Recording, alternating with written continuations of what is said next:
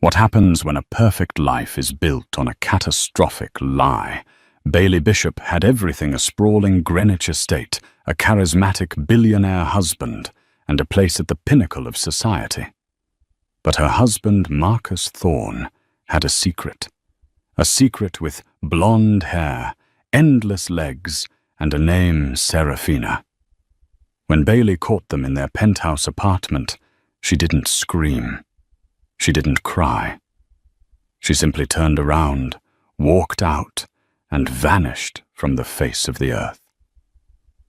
But it's the letter she left behind, a letter sent not to her husband, but to the world, that ignited a firestorm, destroying an empire and turning a society wife into a legend. The air in Greenwich, Connecticut, smelled of old money and freshly cut grass. From the outside, the estate of Marcus and Bailey Bishop was the very definition of success. It was a sprawling, ivy-covered Georgian mansion that sat on 12 acres of woodland, a monument of stone and glass that seemed to rise organically from the landscape. Inside, Bailey Bishop was adjusting a stem of white orchid in a Ming vase. Everything in her home was perfect, curated with a precision that bordered on the sterile. Bailey herself was like that, pale blonde, elegant, and possessed of a stillness that people often mistook for fragility. She was the perfect wife for a man like Marcus Thorne. Marcus was the sun to her moon. He was dark-haired, charismatic, and vibrating with an energy that dominated every room. He was the founder and CEO of Thorne Dynamo, a green energy company that had promised to solve the climate crisis with its revolutionary Helios core technology. He was lauded on magazine covers as the Tesla of the East Coast, the man who was making sustainable energy not just viable, but profitable and sexy. Tonight was the annual Future Forward Gala, the largest fundraising event for the Thorne Foundation and the undisputed highlight of the Greenwich social calendar. Bailey, as always, was the silent engine behind the event. She had curated the guest list, tasted the food, and approved the seating chart, ensuring rival investors were seated far apart. Marcus found her in the grand hall, tapping at her tablet.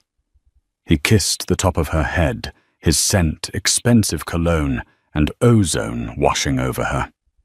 "It's perfect, Bailey, as always," he said, his voice a low, appreciative hum. He glanced at his phone, his thumb swiping rapidly.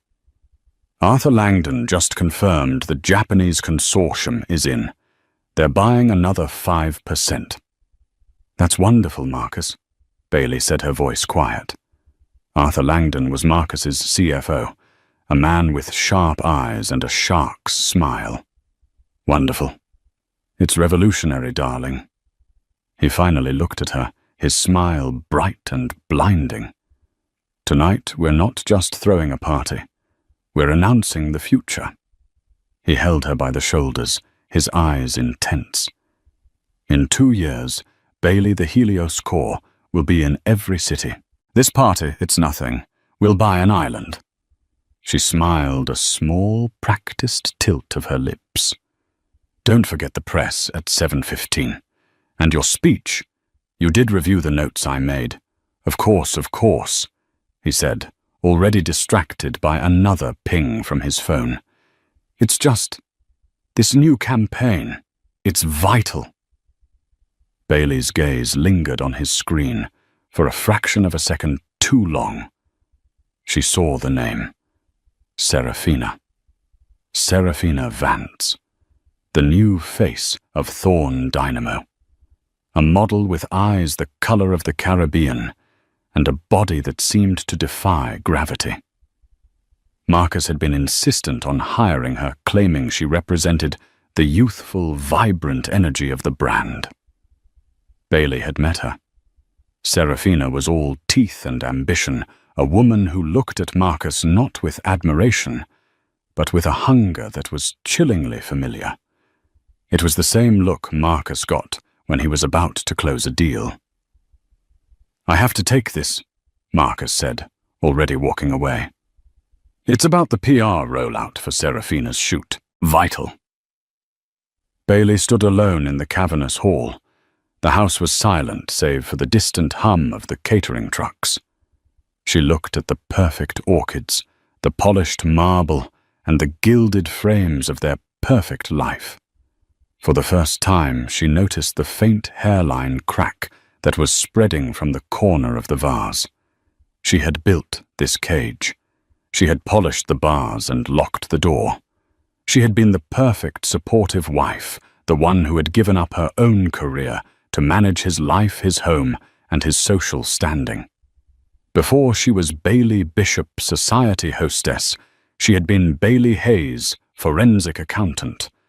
A woman who could find a single falsified decimal point in a mountain of data. A woman who saw patterns where others saw chaos. And she was seeing a pattern now. The late-night meetings, the sudden whispered phone calls, the new encrypted laptop he kept in his briefcase, and the name Serafina, which appeared on his phone with the frequency of a stock ticker. She had ignored it, telling herself it was the price of admission for a man like Marcus. But as she stood in the silence, a cold, hard knot of certainty tightened in her stomach. It wasn't just infidelity. Infidelity was common. This felt different. This felt expensive. She walked to the large French doors and looked out at the grounds. The party would begin in 3 hours. She would smile, she would wear the sapphire gown Marcus had bought her, and she would play the part of the perfect wife. But as she watched the sun dip below the trees, Bailey Bishop made a decision. She wasn't just going to look for the crack. She was going to find out what was causing it. The gala was a resounding success.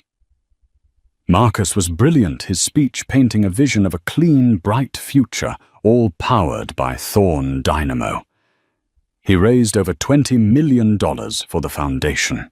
Serafina Vance was there, draped in silver, laughing a little too loudly at his jokes and touching his arm a little too often. Bailey watched it all with a serene, fixed smile, accepting compliments on the peonies and the perfection of the sea bass. But her mind was elsewhere. It was on the encrypted laptop in Marcus's study. For the next 2 weeks, Bailey operated in the shadows of her own home. She became a ghost, her movements timed to his. She slept when he was at the office, and she worked when he was asleep. Her former life, the one of meticulous, obsessive detail, came rushing back. She was no fool. She didn't try to guess his password. Marcus was arrogant, but not stupid. Instead, she used a small USB keylogger she'd purchased under a false name. She planted it in the back of his desktop docking station one morning while he was in the shower. She waited 3 days. Then while he was at a board dinner, a dinner she knew via his car's tracker was at a downtown penthouse he kept for investors, she retrieved the drive. She didn't use her own computer. She went to the guest house to a machine she had purchased for cash and set up on a dedicated, untraceable internet connection. The file from the keylogger opened. It was a jumble of keystrokes. It took her an hour to sift through the noise to find the string of 24 characters he had used to access the encrypted laptop. Her fingers trembled as she typed it in. Helios Invictus 1025. The drive mounted. At first, it was what she expected. Memos, marketing plans, contracts. Then she found the folder labeled Personal. Inside a subfolder, SV. It was a flood. Photos, videos, hotel bookings. Serafina Vance, not in the professional high-fashion shots from the campaign, but in hotel robes in his car, on his private jet. It was sordid and undeniable. Bailey felt a brief, cold sting, but she brushed it aside. This was just the symptom. She was looking for the disease. She left the SV folder and went deeper into the core financials. Marcus had always kept her separate from the real business, letting her manage the household books and the foundation, but never Thorn Dynamo itself. He said it was to protect her. She knew it was to control her. She opened a folder named Internal R&D. She found what she was looking for, not in a spreadsheet, but in a long chain of increasingly frantic emails between Marcus and a man she didn't know, a Dr. Evan Reed, former head of engineering. The first email, dated 6 months ago, was from Dr. Reed. Subject: urgent. Helios core instability. Marcus. The test results from the Nevada plant are not just disappointing, they are catastrophic. The core is not holding a sustained charge. The output is 30% of what we've promised investors, and the containment field is showing stress fractures. We are faking the public data. This is not a bug. It's a fundamental design flaw. We have to halt the rollout and tell the board. Marcus's reply was ice cold. Evan, you are overreacting. The data is managed, not faked. We are in a delicate phase of investor confidence. Your job is to fix it, not to panic. Keep this between us. The chain continued for weeks. Dr. Reed becoming more desperate, Marcus becoming more threatening. The final email was from Arthur Langdon, the CFO, sent to Marcus. Subject: the Reed problem. It's handled. His severance package includes a non-disclosure agreement, so ironclad, he won't be able to order a coffee without my permission. He's gone. I've promoted his number 2, who understands team loyalty. Bailey's blood ran cold. This wasn't just infidelity. This wasn't just cutting corners. This was a multi-billion-dollar fraud. Thorn Dynamo, the company that was supposed to save the world, was a house of cards. The Helios core was a lie. She kept digging. She found the real money trail. A shell corporation registered in the Cayman Islands, SV Holdings. She had assumed SV stood for Serafina Vance. It did. But it was worse than she thought. Marcus wasn't just paying for his mistress. He was laundering money through her. He had awarded Serafina's modeling agency, a company she'd founded 3 months ago, an exclusive $50 million marketing contract. From there, the money was being funneled from SV Holdings into private offshore accounts. He wasn't just cheating on Bailey. He was cheating the company, siphoning off investor capital into a personal slush fund, using his mistress as the cutout. He was planning to cash out. The stock was at its peak. He was preparing for a massive final round of funding, after which he and Arthur Langdon would sell their shares, leaving everyone else, including the Japanese consortium and the pension funds that had invested, with nothing but a worthless, unstable piece of metal. And Serafina was his accomplice. Bailey sat back, the glow of the monitor illuminating her pale, shocked face. The guest house was silent. He hadn't just betrayed her. He had betrayed everyone. He was a thief dressed in the clothing of a savior. She looked at the evidence, the emails, the bank transfers, the real unfiltered test data from the Nevada plant. She understood. Marcus knew the core was a failure. He was just trying to keep the lie going long enough to get rich. He would ruin thousands of lives. She thought about going to the board. But who on the board was clean Arthur Langdon? He was in on it. The others. They were so blinded by the stock price they'd never believe her. They would side with Marcus, and he would crush her. He would use the photos from the SV folder, paint her as a hysterical, jealous wife, and have her committed. No. She couldn't fight him in his world. She couldn't win in a boardroom or a courtroom. He owned the lawyers, the PR firms, and he thought he owned her. She looked at the drive in her hand. He had built his empire on lies. She would use the truth to tear it down. But first she had to disappear. And to do that, she had to control the narrative of why she was leaving. The fraud was the weapon, but the affair was the motive. She had to be the wronged wife, not the forensic accountant whistleblower. The world understood a woman scorned. It was the perfect cover. Her plan began to form, cold, meticulous, and precise. She wasn't just going to leave him. She was going to excavate him. Bailey Bishop spent the next month living a double life with chilling precision. By day, she was the dutiful, if slightly distant, Mrs. Thorne. She organized his dinners, scheduled his appointments, and nodded serenely when he told her he'd be working late.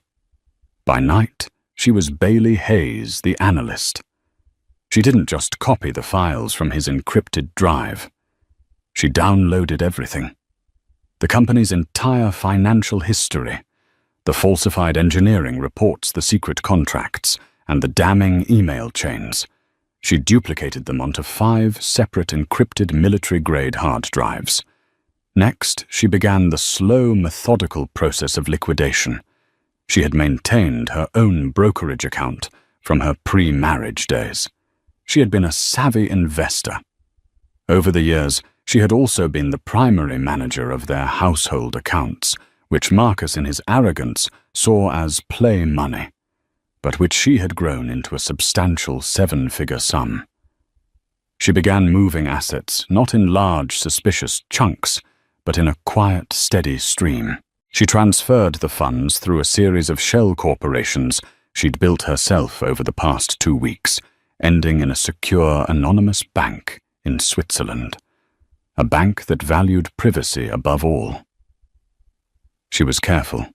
She took only what was legally hers, her own investments, the money she'd inherited, and the pre-stipulated amount from their prenup. She left his money, the money from Thorne Dynamo, untouched. She wasn't a thief. She was a witness. She secured a new passport and identity. It was expensive dealing with specialists in the digital dark arts, but she paid in untraceable cryptocurrency. She was no longer Bailey Bishop. She was to become Anna Kessler, a German art historian. She studied Marcus's calendar. She knew he kept a penthouse at the new, obscenely expensive 111 West 57th Street in Manhattan. He'd told her it was for entertaining foreign investors. Her tracking of his credit cards told her it was for entertaining Serafina Vance. She found the date. Friday, June 10th. He had told her he was flying to Tokyo for an emergency meeting with the consortium. His flight records, which she'd accessed via his travel rewards account, showed he was flying nowhere. His calendar, however, showed a 7 p.m. reservation at Per Se and a $5,000 order from a high-end lingerie boutique to be delivered to the penthouse. That was the day. She spent that Friday finalizing her exit. The 5 hard drives were packaged. One was sent by secure courier to a bank vault in Zurich. One to a law firm in London she had vetted with a dead man's switch instruction. If you do not hear from me by the 1st of every month, deliver this package to the U.S. Securities and Exchange Commission. The remaining 3 were for later. At 6:00 p.m. she left the Greenwich estate. She didn't pack a bag. She left her clothes in the closet, her jewelry in the safe, her phone on the kitchen counter. She walked out wearing a simple black dress, carrying only a purse. Her car was left in the garage. She took a prepaid car service into Manhattan. At 7:30 p.m., she walked into the shimmering lobby of 111 West 57th Street. She didn't need a key. She knew the code to the private elevator. Marcus was sloppy. He used the company's founding date. 0815. The elevator opened directly into the penthouse. The scene was exactly as she had pictured. The skyline of Manhattan glittered behind them like a million judging eyes. Champagne glasses were on the marble bar. Music was playing. Marcus was in a silk robe, his back to her, pouring another drink. Serafina Vance was draped on the white sofa wearing the lingerie from the 7 p.m. delivery. They both froze. Serafina's mouth opened in a silent, perfect O of shock. Marcus spun around his face a mask of disbelief, which quickly curdled into fury. "Bailey, what the hell are you? How did you get in here?" This was the moment, the pivot point of her entire life.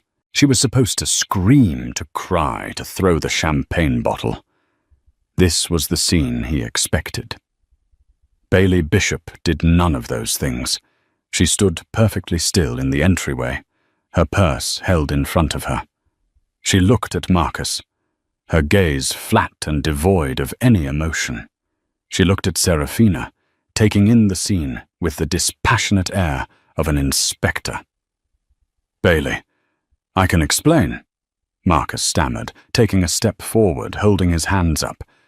"Can you—" Bailey's voice was quiet, but it cut through the music. "She means nothing to me, Bailey. It was a mistake, a stupidity. It's the pressure, the business." Bailey let the silence hang. She watched him squirm, this great man, this savior, reduced to the most pathetic cliché in the book. Serafina, recovering her composure, stood up, clutching the silk robe around her. "You shouldn't be here," she said, her voice hard. Bailey finally moved. She walked past Marcus, ignoring him completely. She went to the floor-to-ceiling window and looked down at the city. "It's a beautiful view," Bailey said. "All of it, built on sand." "Bailey, listen to me." Marcus pleaded, his voice now tight with irritation. "Let's go home. We can talk about this. We can fix this." Bailey turned to face him. Her expression was one of profound, bottomless pity. "Fix it," she said.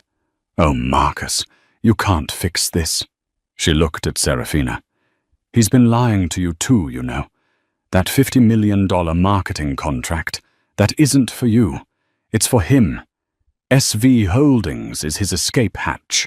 You're just the packaging." Serafina's face went white. Marcus's panic turned to ice.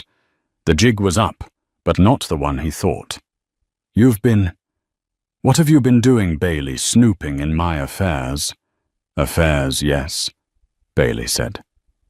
"Both kinds." She turned back to the door.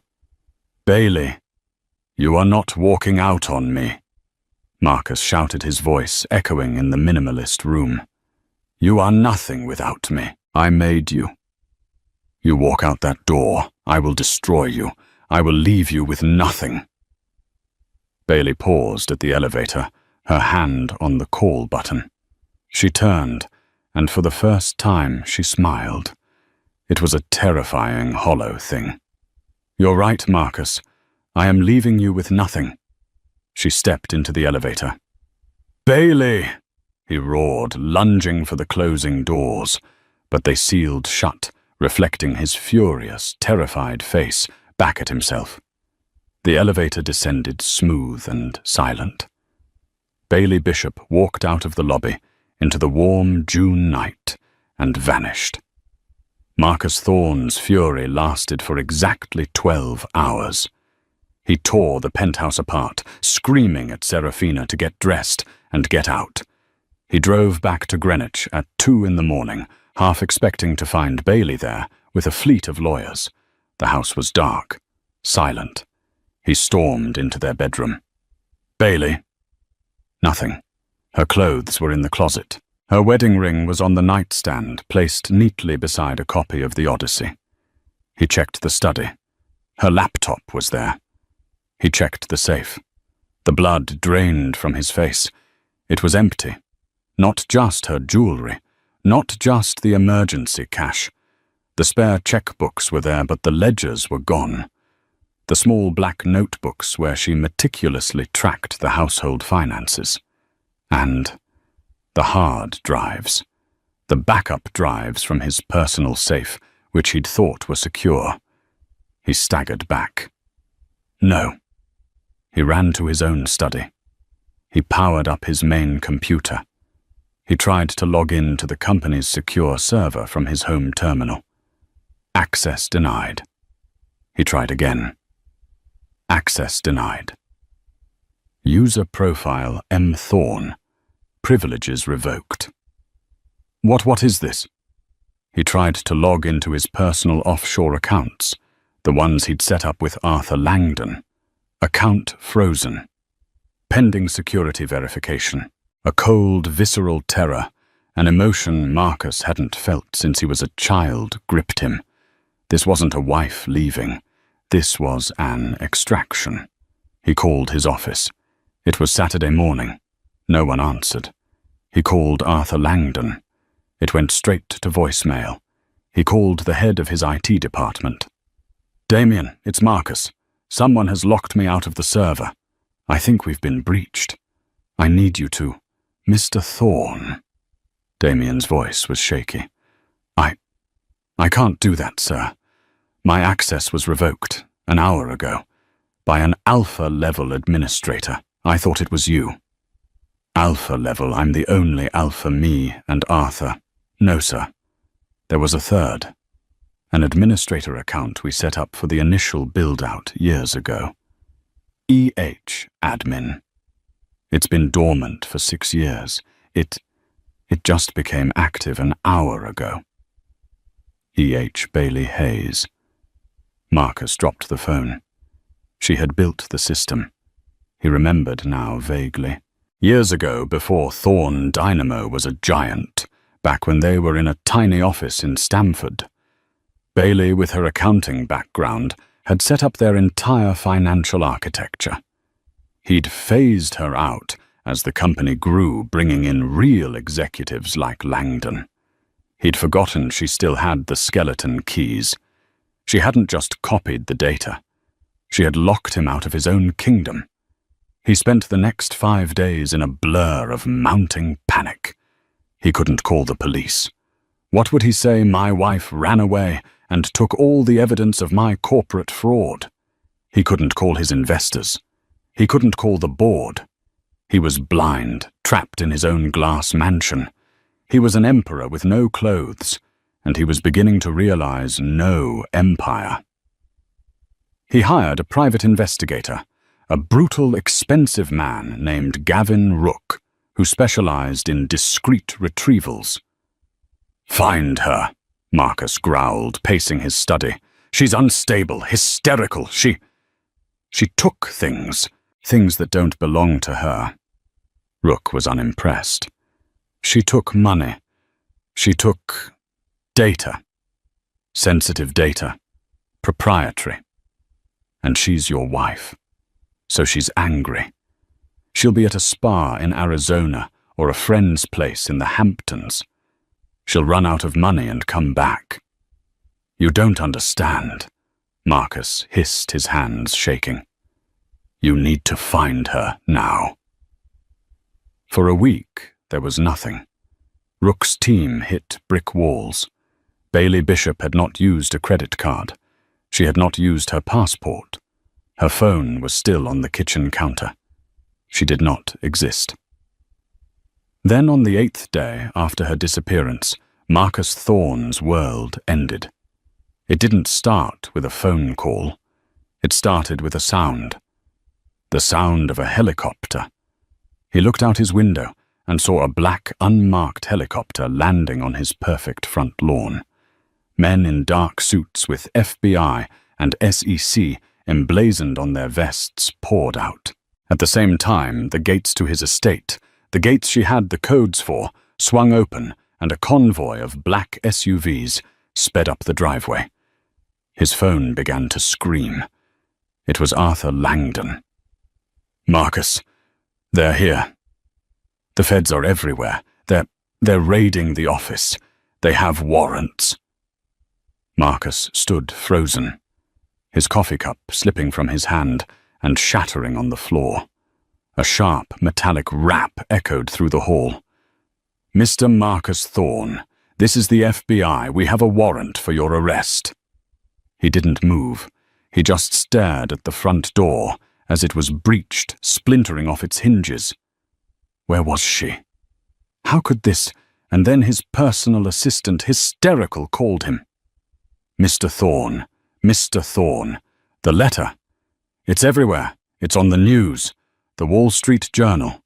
The New York Times. Oh my God. Mr. Thorne, what did you do?" The letter did not arrive by email. At 9:01 a.m. That morning, precisely as the stock market opened, simultaneous packages were delivered by bonded courier to the editor-in-chief of the Wall Street Journal, the head of the SEC's Enforcement Division, and the Attorney General for the Southern District of New York.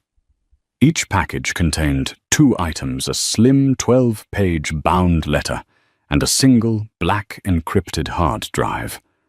The letter was printed on thick watermarked paper.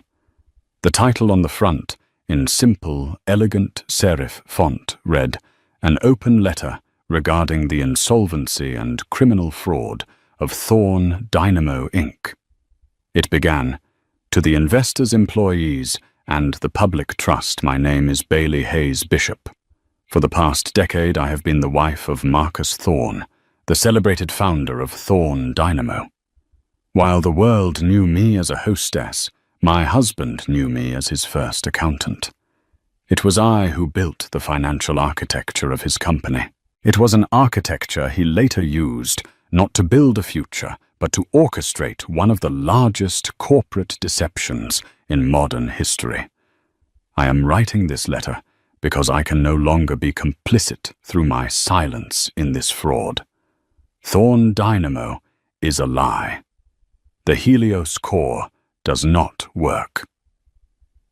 The letter was not a jilted wife's emotional rant. It was a cold forensic execution.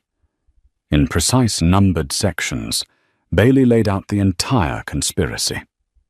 She detailed the Reed problem, including the suppressed engineering reports from Dr. Evan Reed, who she noted was fired and silenced for telling the truth. She detailed the falsified data that was being fed to investors, showing a 300% performance exaggeration. She detailed the shell corporation SV Holdings and its true purpose. She named Serafina Vance not as a mistress, but as an unindicted co-conspirator in a scheme to launder stolen investor capital. She detailed the imminent plan by Marcus Thorne and CFO Arthur Langdon to initiate a final round of funding, which they intended to use as exit liquidity before selling their shares and bankrupting the company.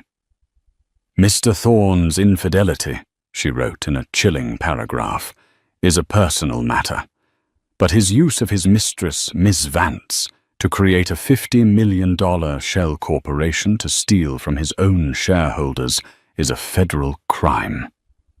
The affair was merely a symptom of his true pathology, a pathological greed that has poisoned his company from the root." The Wall Street Journal editor, a woman named Clara Jensen, read the letter with her heart in her throat. It was the biggest story of the year, possibly the decade. It was Enron Madoff and Theranos rolled into one. Get me, everyone," Clara stammered to her assistant. "Get our tech team, our legal team, and our financial crimes unit. Now. We have to verify this." They didn't have to wait long. At the bottom of the letter was the final devastating blow. "The enclosed hard drive," Bailey wrote, "contains the entirety of Thorne Dynamo's internal servers. It includes the original unaltered engineering data from the Nevada plant, the full email and text message history of Mr. Thorne and Mr. Langdon, and the complete unredacted bank records from SV Holdings and their associated offshore accounts. The password for the drive is Dreven Reed was right. I have taken these steps because I am in fear for my life. Marcus Thorne is a powerful, vindictive man, and the men he associates with are dangerous. I have disappeared. I am in a safe location, and I have taken precautions. Multiple copies of this drive are in secure locations across the globe. Should any harm come to me, or should any attempt be made to suppress this investigation, the full unencrypted contents of the drive, including materials not provided to you, will be released to every major news outlet and law enforcement agency worldwide. I urge you to act quickly. The market is open, and investors are still buying a lie. It was signed simply, Bailey H. Bishop. The journal didn't even have time to publish. The SEC, moving with a speed that shattered all bureaucratic records, had already seen enough. The letter combined with the drive was not just a smoking gun. It was a full confession, complete with appendices. They hit the sell button on Thorne Dynamo's stock, halting all trading. But it was too late. The news had leaked from inside the SEC. In 12 minutes, Thorne Dynamo's stock, once the darling of the S&P 500, flatlined. It went from $450 a share to $12, then to zero. The headlines were instantaneous and brutal. Thorne Dynamo. CEO arrested in FBI raider. The Bishop letter vanished. Wife exposes multi-billion-dollar Helios fraud, Helios Core. A hoax whistleblower wife claims model Serafina Vance implicated in Thorne conspiracy. By noon, Bailey Bishop was the #1 trending topic in the world. She was the vanished wife, the whistleblower ghost. Marcus Thorne, the man who was going to save the world, was led out of his Greenwich mansion in handcuffs, his face a mask of stunned, uncomprehending rage. The fallout was a nuclear winter. The collapse of Thorne Dynamo wiped out an estimated $70 billion in market value. Pension funds, university endowments, and tens of thousands of retail investors were ruined. The Japanese consortium Marcus had been so proud of was facing financial ruin. The case became the trial of the decade. The US government, humiliated by the scale of the fraud, threw every available resource at it. Arthur Langdon, the shark-eyed CFO, was the first to flip. Faced with life in prison, he agreed to testify against Marcus in exchange for a reduced sentence. His testimony painted a portrait of Marcus as a narcissistic mastermind who bullied his subordinates into compliance. Serafina Vance was next. Her high-powered lawyers tried to paint her as another one of Marcus's victims, a naive girl duped by a powerful man. That narrative held until the prosecution produced the bank records from SV Holdings, showing wire transfers from her account to purchase a villa in Lake Como and a $3 million diamond. She too testified, claiming Marcus had forced her to participate. No one believed her. She was convicted of conspiracy to commit wire fraud and money laundering. But the star witness was one who never appeared. Bailey Bishop. Her letter was the centerpiece of the trial. Her hard drive was the prosecution's entire case. The defense team, led by a high-priced lawyer named Benjamin Croft, tried to have her evidence thrown out. "This is inadmissible," Croft argued. "It is the fruit of a poisoned tree. This is evidence stolen by a vindictive, jealous wife. She broke into his computer. She stole his private property. This is a revenge fantasy, not a legal case." The judge, a no-nonsense woman named Tricia Warren, overruled him. "Mr. Croft, your client, is accused of defrauding the public of $70 billion. The private property you're referring to is evidence of that crime. The source's motive, be it jealousy, civic duty, or a love of opera, is irrelevant. The evidence is the evidence. It stands. The trial was a circus.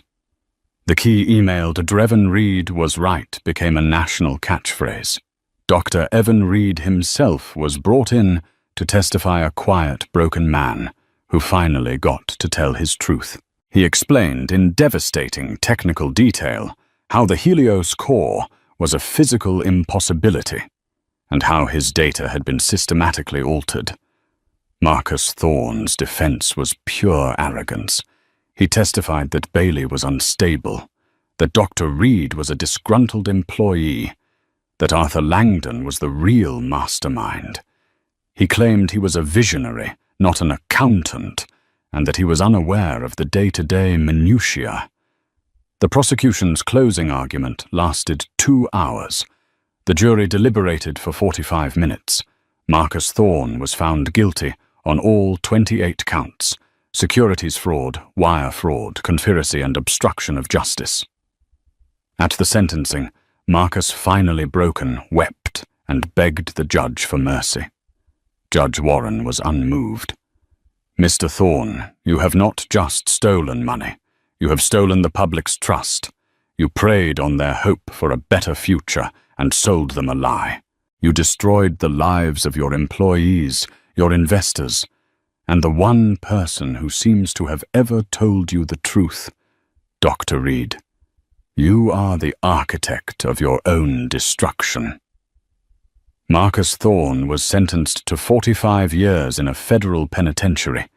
The media, deprived of Bailey, turned Marcus into the ultimate villain. But the question remained: where was Bailey Bishop? The PI Marcus had hired, Gavin Rook, was now being paid by news agencies to find her.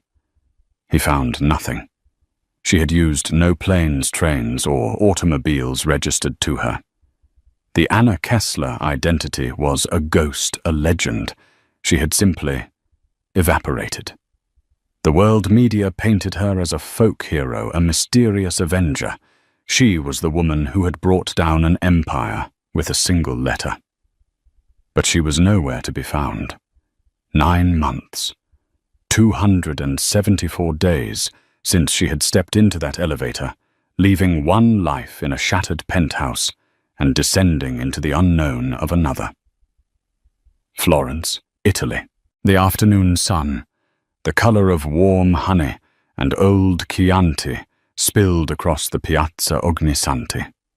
Here the air smelled of roasting coffee and centuries-old stone, a stark welcome contrast to the metallic, sterile scent of old money and cut grass in Greenwich. At a small wrought-iron table in the corner of a cafe, a woman sat sketching the intricate facade of the church across the square. She was slim, dressed in a simple cream-colored linen blouse and dark trousers.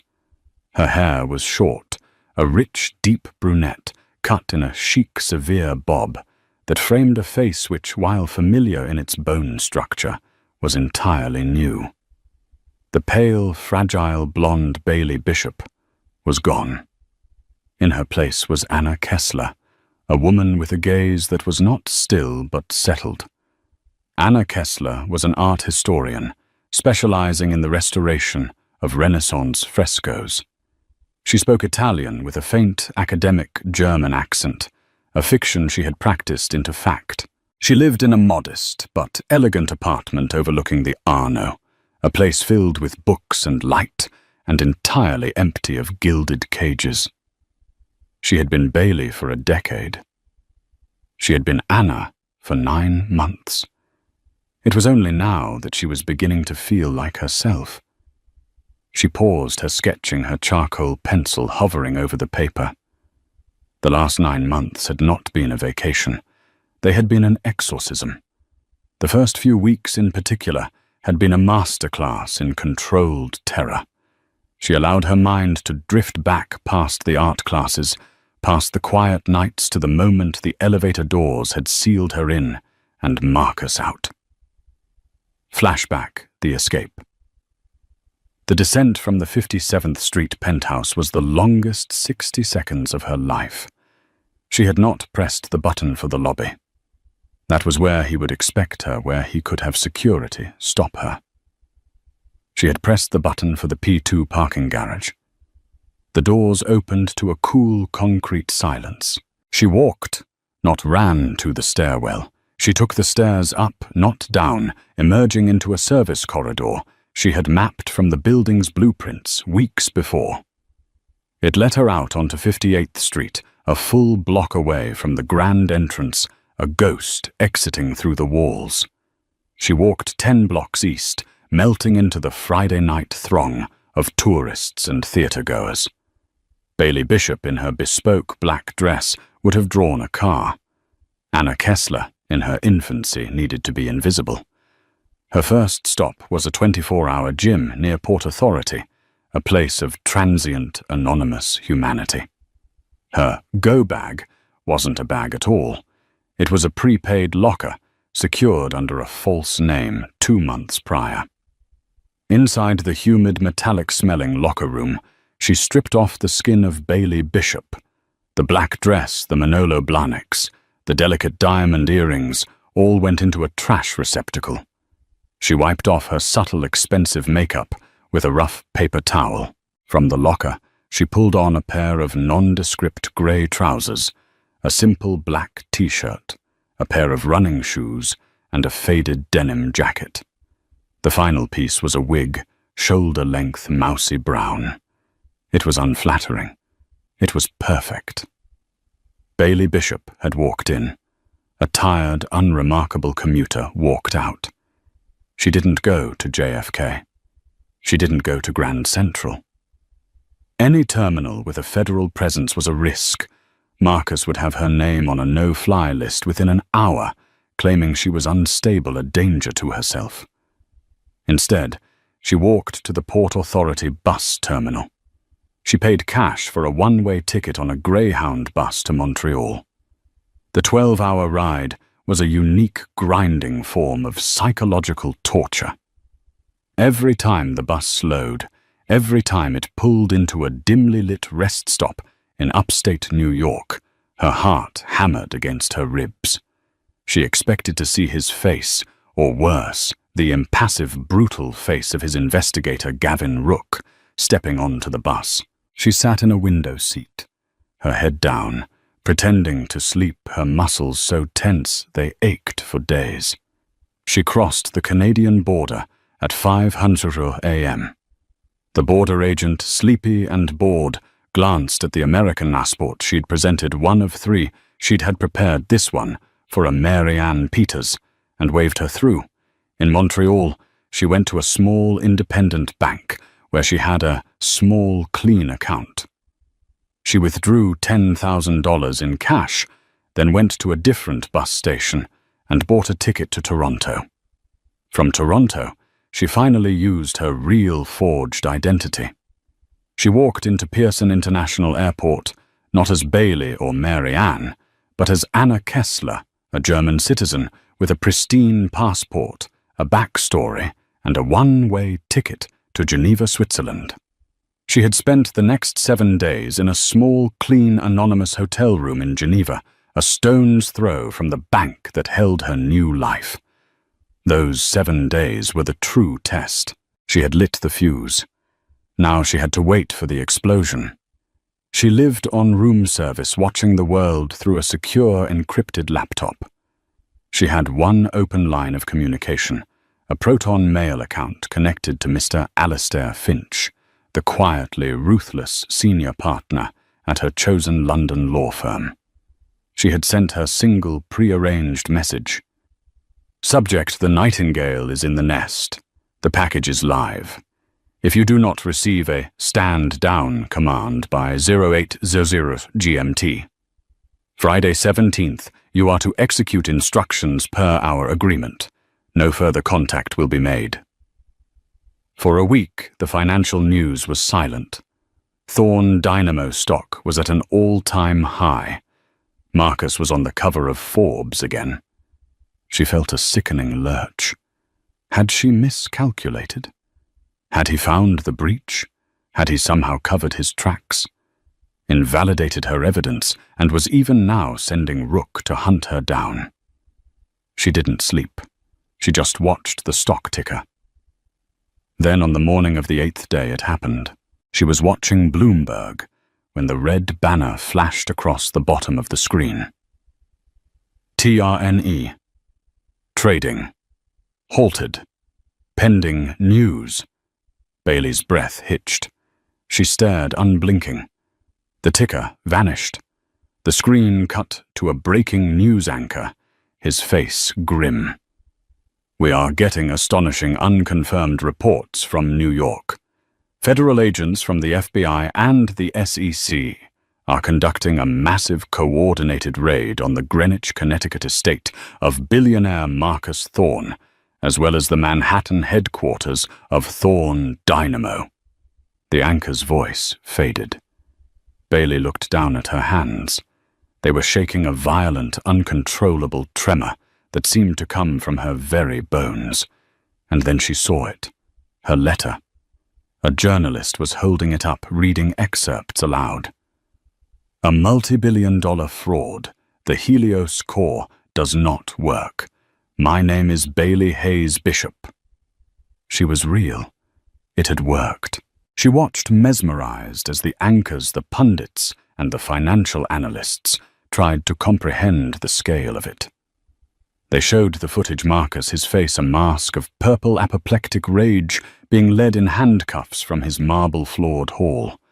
They showed Serafina Vance looking cheap and terrified, being taken from her penthouse.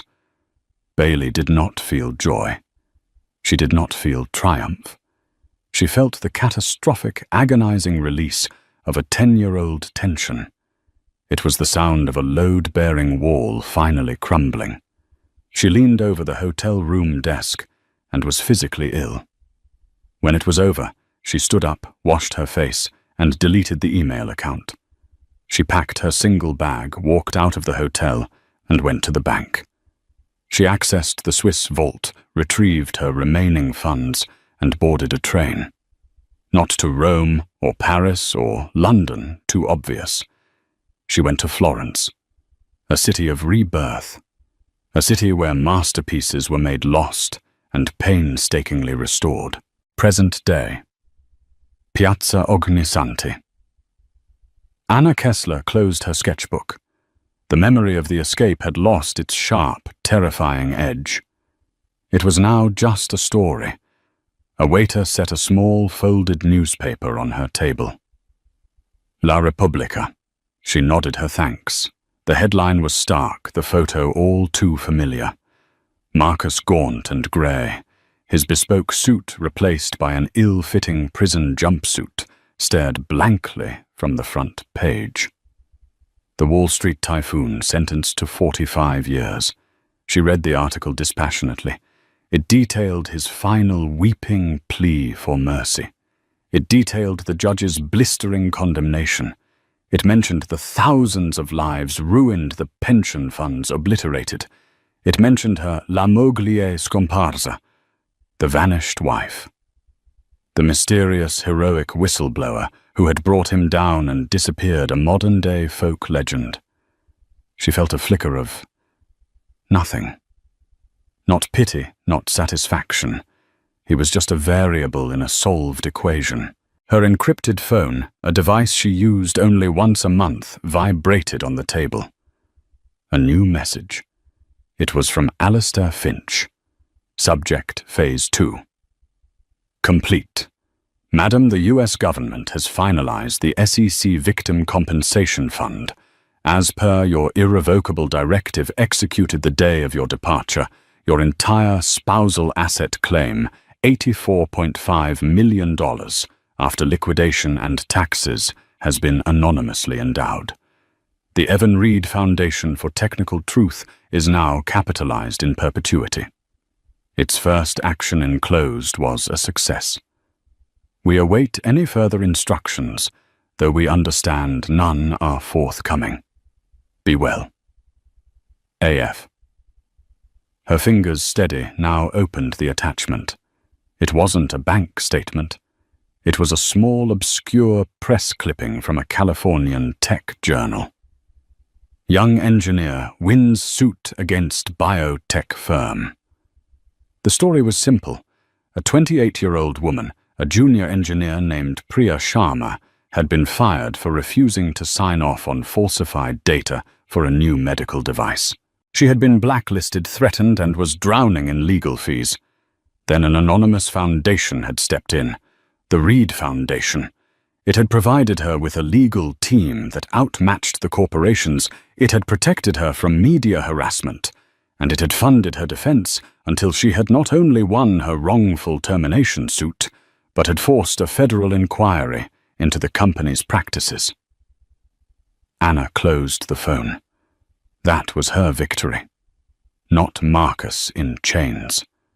Not her name in the headlines.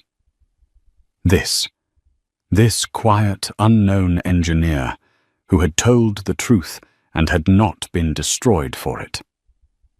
The money Marcus had stolen, the money he had used to build his lies, was now being used to protect the truth. It was the most perfect forensic justice she could imagine. Bailey Bishop had not done it for revenge. Revenge is a hot, messy, passionate act. This had been an audit. This was the balancing of the books. Marcus, Serafina, Arthur Langdon. They were just rounding errors she had to correct. She looked at the newspaper photo of her former husband one last time. He wasn't a monster. He was just a decimal point in the wrong place, a miscalculation that had threatened the integrity of the entire system. And Bailey Hayes, the forensic accountant, had simply finally corrected the balance sheet. Anna Kessler paid for her coffee in cash and gathered her sketchbook. She slid her sunglasses on, hiding her eyes, but not her presence. She stood, and for the first time in her life, she didn't feel the need to be invisible. She wasn't running. She wasn't hiding. She was simply Anna. She had her work, her art, and her freedom. She walked out of the cafe and into the warm, golden light of the piazza. She did not disappear into the crowd. She joined it. Bailey Bishop's story is a masterclass in calculated consequences. She proved that the quietest person in the room is often the most dangerous, and that the truth, when weaponized correctly, can topple any empire. But what do you think? Was Bailey a hero? A whistleblower who served justice, or was she a vengeful woman who took the law into her own hands? Did Marcus and Serafina get what they deserved? We want to hear your take on this incredible real-life drama. Drop your thoughts in the comments section below. If you love stories of complex characters, shocking twists, and justice served cold, please hit that like button. Share this video with someone who needs to see it, and most importantly, subscribe to our channel for more true life stories that are stranger than fiction. Don't forget to ring that notification bell so you're the first to know when our next story drops.